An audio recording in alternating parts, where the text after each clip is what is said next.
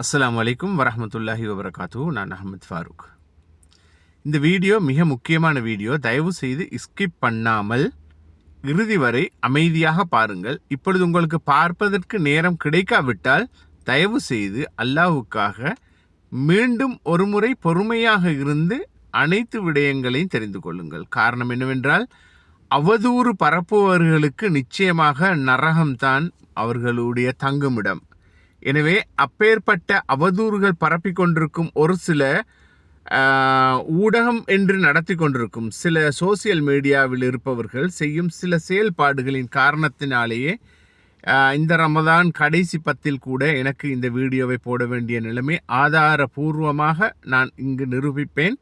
எனவே தயவு செய்து சில விடயங்களை நீங்கள் ஸ்கிப் பண்ணிக்கிட்டு போனால் என்னுடைய பேச்சு முழுமையாக உங்களுக்கு காணக்கூடியதாகவும் கேட்கக்கூடியதாகவும் இல்லாமல் போய்விடும். எனவே தயவு செய்து ஸ்கிப் பண்ணாமல் பாருங்கள். ஜஸாக்குமுல்லாஹ் ஹைர்.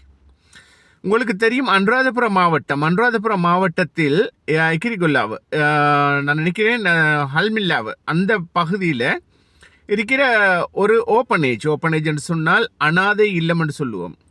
அது அனாதை இல்லம் மாத்திரமல்ல, அது பிள்ளைகளுக்கு கல்வி நெறியூட்டும் ஒரு மையமாகவும் அமைகின்றது.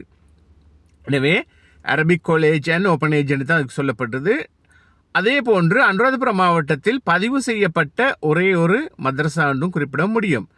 அப்பேற்பட்ட இடத்தில் ஒரு சில அசம்பாவிதங்கள் நடைபெறுவதாக சமூக வலைத்தளங்களில் இப்பொழுது பரவலாக பேசுவதற்கு ஒரு சிலர் முன் வந்திருக்கின்றார்கள். அதில் உங்களுக்கு தெரியும், ஒரு ஆசிஃப் அஸ்லம் என்று சொல்லக்கூடிய நபர், அவர் ஒரு சில விடயங்களை கூறுவார். அதில் உண்மைத்தன்மை இருக்கிறதா இல்லையா என்பதை சரியாக கண்டறிய மாட்டார்கள். உடனே ஒரு முடிவுக்கு வந்து நிச்சயமாக இது உண்மையாக இருக்கும் என்று சொல்வார்கள். தயவு செய்து சொல்பவன் எப்படி சொன்னாலும் கேட்பவர் மதியோடு கேட்க வேண்டும். அதனால் நான் சில விடயங்களை குறிப்பிடுகின்றேன். முதலிலிருந்து இந்த அல் ஹிக்மா என்று சொல்லக்கூடிய இந்த நிறுவனம், அதாவது இந்த மதர்சா ஓப்பனேஜ், அதாவது அனாதை இல்லம், இது ஆரம்பிக்கப்பட்டது 2007. 2007 இவர்கள் ஒரு பள்ளி வாயலில் தான் இதை ஆரம்பித்து நடத்தி கொண்டிருந்தார் மதிப்புக்குரிய மௌலவி உவைஸ் மௌலவி அவர்கள். 2008 அங்கு IIRO, அந்த IIRO நிறுவனத்தில் தலைவராக இருந்தார் உவைஸ் மௌலவி அவர்கள். அந்த நேரத்தில் அந்த இடத்தில் ஒரு பள்ளி வாயல் கட்டுவதற்காக வேண்டி அதை நிறுவும் ஒரு நபருடன், அவர் நம்முவாவை சேர்ந்த முபாரக் மௌலவி என்பவர், அவருடன் சேர்ந்து நானும் சாரதியாக, அவருடைய வாகனத்தின் டிரைவராக நான் அந்த இடத்துக்கு சென்றதனால் எனக்கு ஆரம்ப காலம் முதல் எனக்கு அந்த இடத்தை நன்கு பரிச்சயமாகப்பட்டது. எனவே இந்த விடயம் ஒவ்வொன்றாக நான் குறிப்பிடுவது உண்மையே. எனவே ஆதாரபூர்வமாக நிரூபிக்க முடியும் என்ற காரணத்தினாலே ஒவ்வொன்றை நான் தெளிவுபடுத்துகின்றேன். இந்த இடத்தில் ஆரம்ப காலத்திலிருந்து அந்த அனாதை பிள்ளைகள் என்றால் மிகவும் வறிய நிலையில் உள்ள பிள்ளைகள், இவர்களிடம் எந்த விதமான பணமும் வசூலிக்கப்படாமல் நடாத்தப்படும் ஒரு மதரசா என்று குறிப்பிட முடியும். எந்த பிள்ளையிடம் இருந்தாவது மாதாந்த வருமானமாக எவ்வளவு சரி பெறுவதாக இருந்தால் அங்கு கல்வி கற்கும் பிள்ளைகளின் பெற்றார் என்றால் சிலர்கள் தந்தை இல்லாதவர்கள், அல்லது தாயும் தந்தையும் இல்லாதவர்கள், அல்லது வேறு மாற்று மதத்தினர் திருமணம் முடித்து இவ்வாறான பல விடயங்களில் உள்ள பிள்ளைகளைத்தான் அங்கு அனாதை என்ற அந்தஸ்துக்கு உள்வாங்கப்பட்டு அந்த இடத்தில் மார்க்க கல்வியும் உலக கல்வியும் இரண்டையும் அங்கு அவர்களுக்கு வழங்கப்பட்டு வருகின்றது. எனவே இந்த இடத்தில் எனக்கு ஞாபகம் இருக்கிறது 2016, 17, 18, 19 வருடம் சரியாக எனக்கு ஞாபகம் இல்லை. ஒரு முறை காற்று அந்த கூரை கூட கலண்டு சென்றது. செய்தவற்றை சொல்லக்கூடாது. இருப்பினும் நாவலப்பிட்டி பகுதியை சேர்ந்த சகோதரர் ஹுசைன் என்பவர் என்னை அழைத்து அந்த இடத்தில் அந்த கூரைக்காக செல்லும் செலவை எவ்வளவு என்று கேட்டு அந்த பணத்தை கொண்டு போய் ஒப்படைக்குமாறு எனக்கு கூறியிருந்தார். அந்த நேரம் நான் அந்த இடத்திற்கு சென்று அந்த பணத்தையும் ஒப்படைத்து விட்டு வந்தேன். ஆதாரபூர்வமாக புகைப்படங்களையும் அவருக்கு அனுப்பி வைத்தேன். இவ்வாறான விடயங்களில் அந்த காலம் முதலே அந்த இடத்தை எனக்கு நன்றாக தெரியும். ஆசிஃப் அஸ்லம் குறிப்பிட்டது போன்று ஜப்பானிலிருந்து ஒருவர் பணம் வழங்கியதாகவும் அந்த பணம் மூலமாக இவர் வாகனம் பெற்றுக்கொண்டதாகவும் பல தகவல்களை குறிப்பிட்டிருந்தார். இதன் உண்மைத்தன்மை என்ன என்பதை பார்க்க நான் அவருடன் சில விடயங்களை விசாரித்து பார்த்தேன் மன்னிக்கொண்டும். விசாரித்து பார்த்ததில் மூலம் ஜப்பானிலிருந்து குறிப்பிட்ட நபர், அவர் இப்பொழுது அல்லாஹ் அவரை பொருந்தி கொள்ள வேண்டும், அவர் உயிருடன் இல்லை. இருப்பினும் அவர் எந்த விதமான பணமும் இவருக்கு கொடுக்கவில்லை. அதாவது மதரசாவுக்கு அவர் குறிப்பிட்டது போல 1 கோடி எத்தனையோ லட்சம் என்று குறிப்பிட்டார். அந்த மாதிரியான எந்த பணமுமே அங்கு கொடுக்கப்படவில்லை. அதற்கு ஆதாரம் இருக்கின்றது. நான் இங்கே கீழே தொடர்ந்து தருகின்றேன். அது வரைக்கும் அந்த பணம் கொடுக்கப்பட்டதாகவும் அதில் இவர் வாகனம் எடுத்ததாகவும் இன்னொருவருக்காக வேண்டி வாகனம் எடுப்பதற்கு இதாக என்று சொல்லி அவர் பேசியதை இன்னும் ஒரு முகம் காட்டாத ஒரு சோசியல் மீடியா இணையதளத்தில் தைரியமானவர்களாக இருந்தால் பேசுபவர்கள் முகத்தை காட்டி பேச வேண்டும். ஒரு வகையில் நான் ஆசிஃப் அஸ்லமை பாராட்டுகிறேன். எது பேசுவதாக இருந்தாலும் அவர் முகத்தை காட்டியே வீடியோஸ் போடுவார். ஆசிஃப் அஸ்லமுக்கு எதிராக ஒரு சில வீடியோக்கள் களமிறங்கப்பட்டாலும் அந்த வீடியோக்களில் கூட பேசுபவருடைய முகமில்லை, குரல் பதிவு மாத்திரமே. தயவு செய்து உங்களுக்கு உங்களுடைய முகத்தை காட்டி பேசுவதற்கு தைரியம் இல்லை என்றால் சோசியல் மீடியாவில் நீங்கள் வராதீர்கள். காரணம் என்னவென்றால் உண்மை தன்மையை பேசுவதற்கு ஒரு நாளும் ஒளிந்திருந்து பேச தேவையில்லை. பொய் பேசுவதாக இருந்தால்தான் மறைமுகமாக பேசுவார்கள். எனவே அப்பேற்பட்ட நிலைமைக்கு ஆளாகிற சில ஊடகவியலாளர்கள் என்று குறிப்பிட்டு கொண்டு தனிப்பட்ட கோபத்தை, ஒருவர் மீது இருக்கும் கோபத்தை விசாரிக்காமல் சரியான விதத்தில் அதை பற்றி ஆராயாமல் நீங்கள் பதிவிறக்குவது மறுமையில் நிச்சயமாக, இது ரமதான் மாதம், மறுமையில் நீங்கள் அதற்குரிய கூலியை நீங்கள் நிச்சயமாக பெற்றுக்கொள்ள வேண்டிய நிலைமை உள்ளது. தயவு செய்து இந்த இடத்தின் உண்மையான தன்மை என்ன என்பதை நீங்கள் புரிந்து கொள்ள வேண்டும். இந்த இடத்திற்கு அந்த ஜப்பானிலிருந்து காலம் சென்ற சகோதரர் அல்லாஹ் அவரை பொருந்தி கொள்ள வேண்டும். அவருக்கு ஆசை இருந்தது, இந்த இடத்தில் இந்த கட்டடத்தை கட்டி கொடுக்க வேண்டும். அந்த கட்டடத்தை கட்டியதன் பின்னர் அந்த இடத்தில் ஒரு தொழில் பயிற்சி நிலையமாக அமைய வேண்டும். தொழில் பயிற்சி நிலையமாக அமைந்தால் இங்கு கல்வி கற்கும் அந்த மாணவர்கள் வெளியில் செல்லும் பொழுது ஒரு துறை, அதாவது எலக்ட்ரானிக், நான் நினைக்கின்றேன் அந்த எலக்ட்ரினியல் தொழில் மூலம் வெளியில் சென்று யாரிடமும் கை நீட்டாமல் சுயமாக தொழில் செய்யக்கூடிய இடத்தில் ஒரு பாசறை அமைப்பதற்கு தான் அவருடைய கனவு இருந்திருக்கிறது. இருப்பினும் அதை சரியாக நிறைவேற்ற முடியாமல் போனது. அந்த நிலையில் அவர் இறையடி சேர்ந்ததன் பின்னர் அந்த விடயத்தை அவருடைய நண்பர் ஒருவர் இவருடன் உவைஸ் மௌலவியுடன் கதைத்து, ஜப்பானிலே இருக்கும் அந்த நண்பர் இவர்களுக்கு முதல் உதவியாக 24 பேர் குழுவாக அமைந்து அவர்கள் பணம் அதாவது அவர்கள் மாதாந்தமாக அந்த 24 பேரும் ஒவ்வொரு நாளைக்கு ஒவ்வொருவருடைய சாப்பாட்டு செலவாக அவர்கள் அனுப்பி கொண்டிருக்கின்றார். அரிசிக்காக வேண்டி ஒருவரும், மற்ற 24 பேரும் ஏனைய உதவிக்காக வேண்டியும், மாதத்தில் மீதப்படும் மற்ற 6 நாட்களுக்கும் வேறு ஒவ்வொரு விதத்தில் சில மீதப்படும் பொருட்களை வைத்து சமாளித்து கொண்டு செல்லும் வகையில் நிரந்தரமான அமைப்பொன்றை சகோதரர் ஒருவர் அங்கிருந்து உதவி செய்கின்றார், ஜப்பானிலிருந்து. நான் அவருடைய பெயரை இங்கு குறிப்பிடவில்லை. காரணம் என்னவென்றால் எமது சமூகத்தில் இருக்கின்றார்கள். இவ்வாறு உதவி செய்யும் ஒருவரை அறிந்து கொண்டால் நிச்சயமாக அவரை மிக மிக தொந்தரவு பண்ணி அவரிடம் பல உதவிகள் எல்லோரும் கேட்பார்கள். இதுதான் இயல்பு. எனவே தான் அவருடைய பெயரை குறிப்பிடாத காரணம்.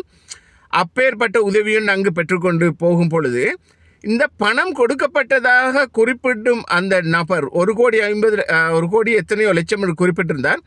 அந்த அளவு பணம் அங்கு கொடுக்கப்படவில்லை. 39 லட்சம் ரூபாய் தான் செலவழிக்கப்பட்டது. அதுவும் எப்படி என்றால் 3000 அல்லது 3500 செங்கற்கள் வாங்குவதற்கு மாத்திரமே அந்த மௌலவி அவர்களுக்கு பணம் அனுப்பப்பட்டதாகவும், ஏனைய மற்ற பணங்கள் அனைத்தும் அந்தந்த இடத்தில், அதாவது அந்த ஹார்ட்வேருக்கு கொடுக்க வேண்டிய பணத்தை நேரடியாக அங்கே அனுப்பியும் அந்த பாஸ்மார்களுடைய கூலி அதை அவர்களுக்கு நேரடியாக கொடுத்தும் தான் செயல்பட்டது. ஆனால் இவர்கள் எல்லா பணமும் இவருக்கு வந்ததாக குறிப்பிட்டிருந்தார். அது அப்பட்டமான பொய் என்பதை மனதில் வைத்துக் கொள்ளுங்கள். அதை நிரூபிப்பதற்கு இதில் வீடியோ என்னிடம் உள்ளது. நான் இறுதியில் அதை இணைக்கின்றேன். இதில் அடுத்ததாக இந்த பணம் பெற்றுக்கொண்டதன் பின்னர் இவர் அந்த வேலைகளை செய்து முடியும் முன்பே அவர் இறையடி சேர்ந்த காரணத்தினால் இது பாதியில் நிறுத்தப்பட்டது. பாதியில் நிறுத்தப்பட்டதன் பின்னர் தான் இந்த விடயத்தை எடுத்து செல்ல அந்த காலம் சென்றவருடைய மச்சான், மைத்துனர் என்று கூறலாம், சகோதரியின் கணவர், அவரும் இருக்கின்றார், ஜப்பானில் தான் இருக்கின்றார். அல்ஹம்துலில்லாஹ் அவர் முன் வந்து அதன் மீதி வேலைகளை அடித்தளமிட்டிருந்த அந்த கட்டிடத்துக்கு மீதி வேலைகளை ஆரம்பிப்பதற்காக வேண்டி அல்ஹம்துலில்லாஹ் அல்லாஹ் அவருக்கு நல்ல ஹிதாயத்தை கொடுத்து அதுக்கு முன் வந்து இருக்கின்றார்.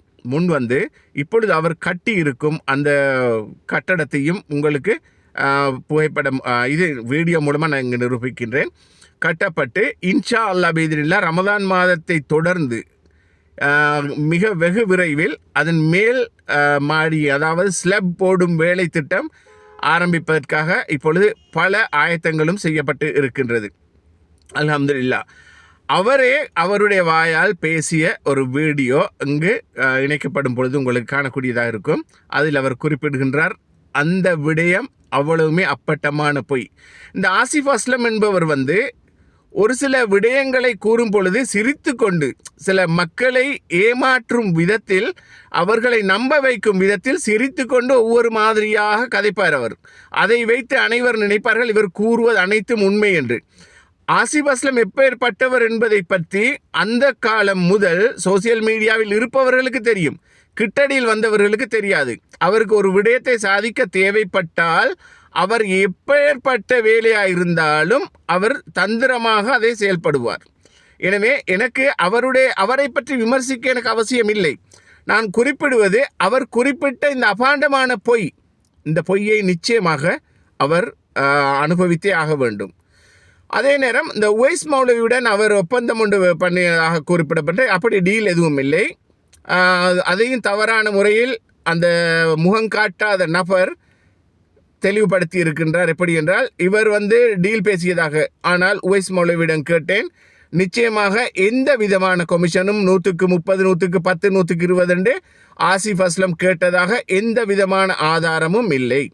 உவைஸ் மௌலவி அவர்களை தெளிவாக குறிப்பிட்டார், எந்த விதமான விதத்திலும் அவர் என்னோடு அப்படி கூறவில்லை.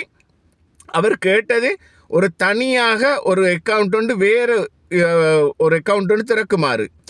இவர்கள் அதுக்கு முன்வராத காரணம் என்னென்னா, இவர்கள் 3 பேர் சேர்ந்து தான் அதில் பணம் எடுப்பதற்குரிய அக்கௌண்ட் தான் இவர்கள் வசமாக உள்ளது. எனவே புதிய இன்னும் ஒரு அக்கௌண்ட் ஒன்று துறக்கப்பட்டால் மக்களுக்கு அவர்களுடைய இடத்தின் மீது நம்பிக்கை இல்லாமல் போகும் என்ற காரணத்தினாலே அதை உவைஸ் மௌலவி அவர்கள் மறுத்திருக்கின்றார். ஆசிஃப் அஸ்லம் கேட்டது என்ன நோக்கத்தில் என்பதை பற்றி தெரியாமல், அதுவும் அவர் டீல் என்ற காரணத்தினால் என்று குறிப்பிடப்பட்டு அப்படி சொல்லி இருக்கின்றார்கள். எனவே அப்படியான ஒரு நிலைமை அங்கு ஏற்பட்டு இல்லை. எனவே ஆசிஃப் அஸ்லம் மீது எனக்கு விருப்பம் இல்லை, அவர் மீது அவருடைய செயல்பாடு மீது நான் அவருக்காக வக்காலத்து வாங்குவதும் இல்லை. இருப்பினும் உண்மையை உண்மையாக நாங்கள் மக்களுக்கு தெளிவுபடுத்த வேண்டும். இந்த இடத்தில் எந்த விதமான டீலும் அந்த உவைஸ் மௌலவியுடன் ஆசிஃப் அஸ்லமுக்கு இருந்ததில்லை.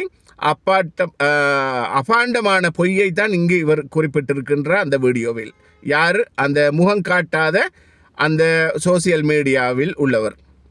எனவே நாங்கள் ஒரே ஒரு விடயத்தை புரிந்து கொள்ள வேண்டும். இவர்கள் பணம் மோசடி செய்திருந்தால், யார் இந்த குறிப்பிட்ட உவைஸ் மௌலவி பணம் மோசடி செய்திருந்தால் அந்த வேலை திட்டத்தை தொடர்ந்து செய்வதற்கு அவருடைய மைத்துனர் முன் வந்து இந்த வேலையை செய்து கொண்டு போவார்களா? அதுதான் சிங்களத்தில் ஒரு பழமொழி உள்ளது, கியன்னா கெசே கிவத் அசன்னா சிஹிபுத்தியங் எசியுத்தி. அதை கேட்குறவன் கேணையனாக இருந்தால் கேப்பையில் நெய் வடியுதுன்னு தமிழில் சொல்லுவாங்களே, அது மாதிரி என்னண்டா இவர்களே இவர்களுடைய சொந்தத்தில் அந்த மரணித்தவருடைய சகோதரியின் ஒரு பிள்ளை கூட இந்த மதரசாவிலேயே ஓதுவதற்கு கல்வி கற்பதற்காக அங்கு உள்வாங்கப்பட்டும் இருக்கின்றார். அவர்களுக்கு இது மோசமான இடமாக இருந்தார், இவர் ஏமாற்று பேர் வழியாக இருந்தால் அந்த இடத்தில் எக்காரணம் கொண்டும் வரமாட்டார்கள். அதே நேரம் இவர்கள் பணம் வசூலிப்பதற்கு ஒவ்வொருத்தரையும் அனுப்புவார், பிள்ளைகளை அனுப்புவார். அபாண்டமான பொய், ஹராம். இது நான் நோன்புடன் இப்பொழுது குறிப்பிடுகின்றேன். இப்பேற்பட்ட பொய்யை கூறியவர்களுக்கு அல்லாஹ் நிச்சயமாக அதுக்கு தகுந்த கூலியை வழங்க வேண்டும். பல மதரசாக்கள் இருக்கின்றன. ஒவ்வொரு விடயங்களிலும் ஒவ்வொரு ஊழல்கள் இருக்கும். அவ்வாறான ஊழல்கள் எல்லாம் இருக்கும் இடங்களை மறைத்து அதற்காக வேண்டி வெள்ளை சுண்ணாம்பு பூசும் ஒரு சில ஊடகங்கள், பெயர் குறிப்பிட முடியும். கடந்த காலங்களில் அப்பேற்பட்ட மௌலைமார்களுக்காக வக்காலத்து வாங்கிய ஒரு சில ஊடகம் என்று நடத்தி கொண்டிருக்கும் வெளி யூரோப் நாடுகளிலிருந்து நடத்தி கொண்டிருக்கும் ஒரு சிலர் என்ன செய்கின்றார்கள் என்றால், அந்தந்த விடத்தில் அவர்கள் சரியான தகவலை அறியாமல் அவர்கள் கண்மூடித்தனமாக ஒரு சிலர் மீது அபாண்டமான பழியை சுமத்துகின்றார். கனடாவில் இருக்கும் ஒரு ஹாஜியார் மூலமாக பணங்களை பெற்றுக்கொண்டு அவரை அபாண்டமான நிலைக்கு தள்ளிவிட்டு ஏமாற்றிவிட்டு பல விடயங்களை செய்தது கூட நிச்சயமாக உள்ளது. அனைத்தையும் நிச்சயமாக அல்லாஹ் அறிந்தவன், நன்கறிந்தவன். எனவே இக்காரணம் கொண்டும் அவர்களுக்காக வேண்டி மன்னிப்பு வழங்குவது இல்லை என்ற முடிவில் நான் இருக்கின்றேன். ஏனென்றால் அபாண்டமான பொய் அந்த விடயத்தில் எனக்கும் வந்தது. எனவே அல்லாஹ் மீது சத்தியம் பண்ணி நான் கூறியிருந்தேன், நிச்சயமாக அதுக்குரிய தண்டனையை அவர்கள் பெற்றே ஆக வேண்டும் மறுமையில். எனவே ஒவ்வொரு விடயத்திலும் நீங்கள் பயந்து கொள்ளுங்கள், அல்லாஹ்வை பயந்து கொள்ளுங்கள். உங்களுடைய சுய லாபத்திற்காக வேண்டி அடுத்தவருடைய மானத்துடன் விளையாடாதீர்கள் தயவு செய்து. இதுதான் மிக மிக முக்கியமான விடயம். அடுத்தது, இந்த மதரசா, அதாவது இந்த ஓப்பனேஜ், இந்த இடத்தில் எந்த விதமான பொய்யோ பித்தலாட்டமோ நடக்கவில்லை என்பதற்கு பல ஆதாரங்களும் உள்ளன. வீடியோ மிக மிக நீண்டு கொண்டு சென்று விட்டது. எனவே அதை அடுத்த வீடியோ இணைக்க வேண்டும். தயவு செய்து நேரம் தாமதித்து இந்த வீடியோவை முழுமையாக பார்த்தமைக்கு ஜஸாக்குமுல்லாஹ் ஹைர். மீண்டும் ஒரு வீடியோ போட தேவைப்படாது என்று நினைக்கின்றேன். அப்பேற்பட்ட இதில் கமெண்ட் வழங்குபவர்கள் யாராக இருப்பினும் நீங்கள் கமெண்டில் உங்களுடைய கருத்துக்களை பதிவிடலாம். ஆனால் ஒரு விடயம், அல்லாஹ்வை பயந்து கொள்ளவும் வேண்டும். ஏனென்றால் நான் அனைத்தும் குறிப்பிட்டது ஆதாரபூர்வமாக என்பதை மனதில் வைத்துக் கொள்ள வேண்டும். உங்களுக்கு தெரியும், 2014 முதல் 11 வருடமாக சோசியல் மீடியாவில் இருக்கும் நான் அனைத்து வீடியோக்களும் ஆதாரம் இல்லாமல் நான் போட்டதில்லை. அப்படி ஆதாரமற்ற எந்த ஒருவருக்காக வேண்டியும், எந்த பணத்துக்காக வேண்டியோ, யாரிடமோ சிலர் கூறுவார்கள் ஒவ்வொரு சந்தர்ப்பத்திலும் அவரிடம் பணம் பெற்றுக்கொண்டு இவரிடம் பணம் பெற்றுக்கொண்டு இவ்வாறு பேசுகின்றார் என்று. தயவு செய்து உங்களுடைய பாவத்தை நீங்களே தான் சுமக்க வேண்டும். அதே போல பிறருடைய பாவத்தை நீங்கள் சுமக்கும் நிலைமைக்கு வந்து விடாதீர்கள். இதில் இருக்கின்றது கடைசியில் அந்த வீடியோவும் இதில் இணைத்திருக்கின்றேன். அதில் ஜப்பானிலிருந்து அந்த காலம் சென்றவருடைய மைத்துனர் அவர்கள் பேசுவார்கள். எனவே அவர் பேசி அந்த இடத்தில் அவர் எடுத்த புகைப்படங்கள், அவராகவே அந்த கட்டிடம் எந்த நிலைமைக்கு செய்யப்பட்டிருக்கின்றது என்பது எல்லாம் அதில் உள்ளது. எனவே தயவு செய்து அதையும் பாருங்கள். ஜஸாக்குமுல்லாஹ் ஹைர். கடைசியில் இறுதியில் நான் வேறு ஒரு சிறு விடயத்தையும் அறிய தருவேன். அது வரைக்கும் அந்த வீடியோவையும் பாருங்கள். ஜஸாக்குமுல்லாஹ் ஹைர். எடுக்கா இதுக்கு எப்படி எவ்வளவு போகும் சொல்லிட்டு அப்படின்னு சொல்லிட்டு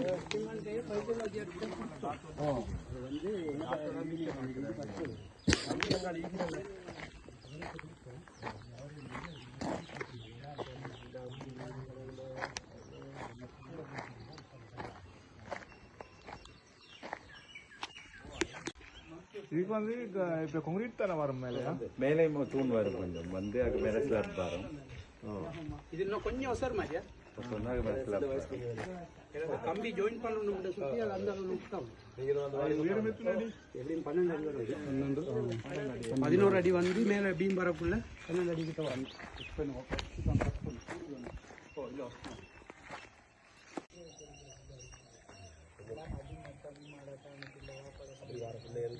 மைண்ட் செட்